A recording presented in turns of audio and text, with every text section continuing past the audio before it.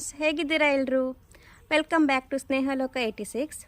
Friends, ಇವತ್ತು ನಾವು ಮಕ್ಕಳಲ್ಲಿ ಕಾಡುವ ಜಂತುಹುಳದ ತೊಂದರೆಗೆ ಹೇಗೆ ಮನೆಯಲ್ಲೇ ಮದ್ದು ಮಾಡ್ಬೋದು ಅಂತ ಹೇಳ್ಕೊಡ್ತೀನಿ. ಇತ್ತೀಚೆಗೆ ಮಕ್ಕಳಿಗೆ ಚಾಕ್ಲೇಟ್ ಅಂದರೆ ತುಂಬ ಇಷ್ಟ. ಎಷ್ಟು ಹೇಳಿದರೂ ತಿನ್ನೋದು ಬಿಡಲ್ಲ. ನಮಗೂ ಸಹ ಅವಾಯ್ಡ್ ಮಾಡಲಿಕ್ಕಾಗೋದಿಲ್ಲ.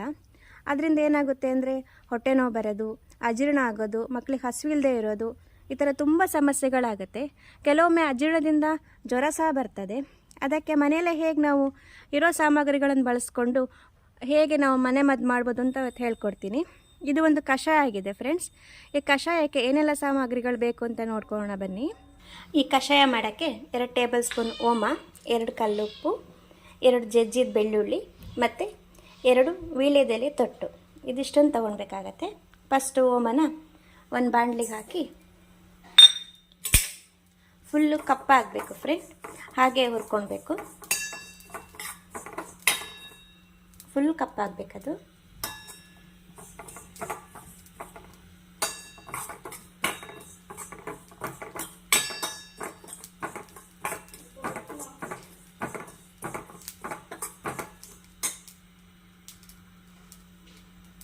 ನೋಡಿ ಫ್ರೆಂಡ್, ಈ ಥರ ಕಪ್ಪಗೆ ಹುರ್ಕೊಳ್ಬೇಕು, ಫುಲ್ ಬ್ಲ್ಯಾಕ್ ಆಗಬೇಕು.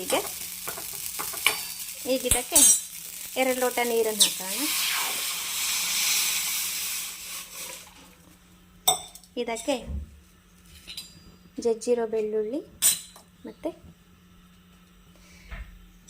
ಎಲೆ ತೊಟ್ಟು ಹಾಕೋಣ. ಇದು 2 ಲೋಟ ನೀರು ಇಟ್ಟಿದ್ದೀವಲ್ಲ, ಅದು 1 ಲೋಟ ಆಗೋವರೆಗೂ ಕುದಿ ಬರಬೇಕು.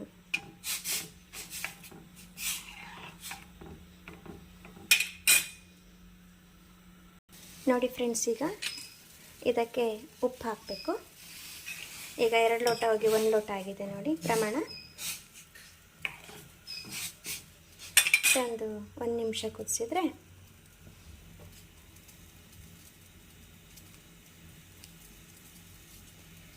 ಈಗ ಈ ಕಷಾಯ ರೆಡಿ ಇದೆ. ಸ್ವಲ್ಪ ತಣ್ಣಗಾದ್ಮೇಲೆ ಸೋಸ್ಬಿಟ್ಟು ಕುಡಿದ್ರೆ ಓಮ ಕಷಾಯ ರೆಡಿ ಫ್ರೆಂಡ್ಸ್.